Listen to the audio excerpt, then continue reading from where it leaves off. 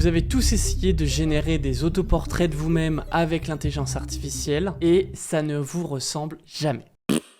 J'ai fait exactement pareil et je vais vous montrer les résultats. Au début, j'ai essayé, ça m'a généré des choses comme ça. Alors à partir de cette photo-là, on pourrait se dire que c'est pas trop mal et que quand même, il y a un air de ressemblance, etc. Mais avec la technique que je vais vous montrer dans cette vidéo, vous allez pouvoir impacter votre visage sur une image générée par IA pour vraiment avoir quelque chose qui vous ressemble. Et si vous allez encore plus loin que moi, vous pourrez avoir des encore meilleurs résultats.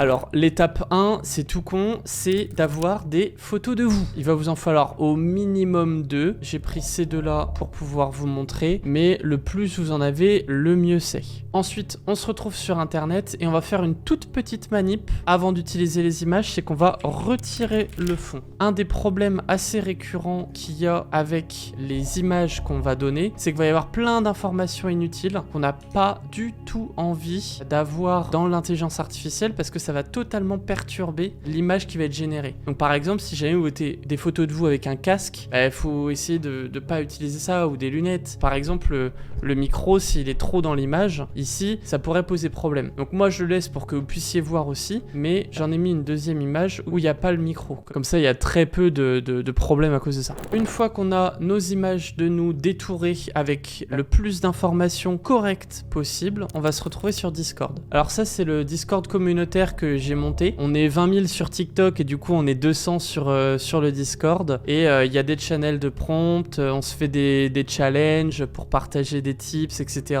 On se fait même des petites soirées pour découvrir des outils, on se partage les actus d'intelligence artificielle. N'hésitez pas à rejoindre le Discord, le lien sera dans la description, évidemment c'est gratuit. Donc la première étape, c'est de transformer ces images-là en un lien. Alors comment on va faire ça? On va utiliser le fait que Discord, quand on envoie une image, va la host sur son propre serveur à lui et ensuite on peut cliquer et copier le lien. Et ici on se retrouve, on voit avec un lien .png, donc le lien de l'image que on vient de lui envoyer. Donc je vais faire ça avec les deux images, toc et toc. J'ai mes deux images qui sont envoyées et en ligne. Et ensuite la deuxième étape, ça va être de créer un prompt. Donc pour pouvoir utiliser les photos qui sont juste au-dessus, je vais venir faire clic droit sur l'image, copier le lien et je vais mettre deux liens. Donc pour en mettre 3, 4, 5, vous pouvez mettre des images de vous de profil, des images du dessus, du dessous, dans différents styles, de gros plans, de zoom, de ce que vous voulez. Et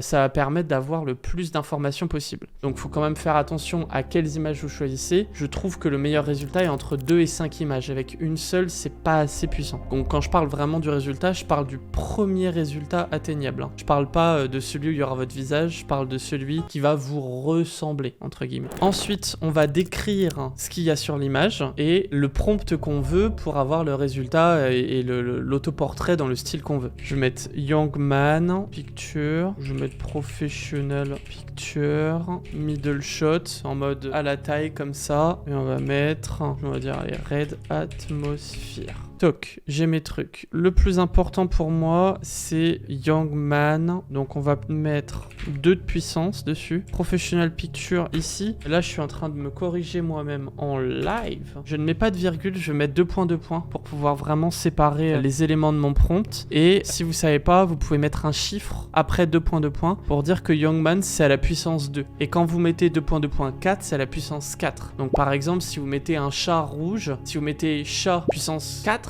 vous allez avoir un chat qui est teinté de rouge. Par contre, si vous mettez rouge puissance 4, vous allez avoir une image très rougeâtre avec peut-être du sang, des flammes, des machins et peut-être quelques tendances félines. Mais vraiment, le chat, il sera noyé dedans. Donc faites vraiment attention au poids que vous mettez sur les mots. Donc c'est pour ça, là, je mets juste 2 sur Young Man pour être sûr d'avoir vraiment un homme. Voilà. Et derrière, je vais mettre un petit Quality 2 pour être sûr d'avoir une bonne qualité d'image. Donc les résultats sont pas mauvais. Ça me ressemble pas parfaitement, mais c'est pas mauvais.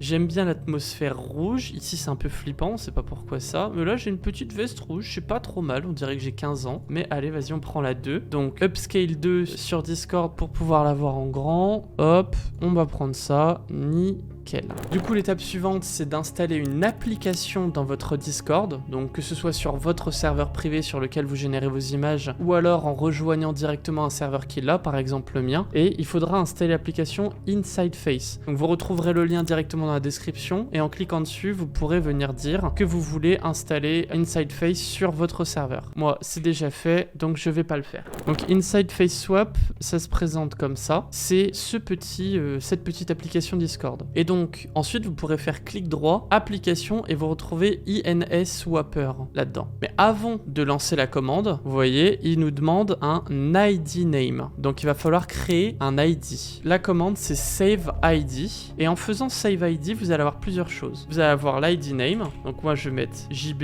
YouTube pour la vidéo. Et ensuite, je vais mettre une image. Et là, je vais venir prendre vraiment mon visage. Vraiment mon visage. Toc. Je pourrais peut-être même, si je suis un gros tryharder, venir la modifier l'image, et je viens vraiment chercher mon visage. Et du coup, si je suis vraiment un tryharder, je vais recadrer mon visage pour ne vraiment avoir que cette information là, et je mets cette image là dans Save ID. Donc maintenant l'ID s'appelle JB YouTube, donc je le copie pour le garder pour plus tard, et l'image c'est celle-là. En envoyant ça, InsideFace Swap va créer l'ID et sauvegarder toutes les informations de mon visage dans ses serveurs. Et maintenant il faut lui dire quel ID on veut utiliser. Donc on va utiliser la commande setID, et là on va venir mettre JB YouTube, et là il va nous dire ok, on a l'ID name qui est prêt, donc InsideSwapFace est prêt à être utilisé, il sait quel ID, et dans l'ID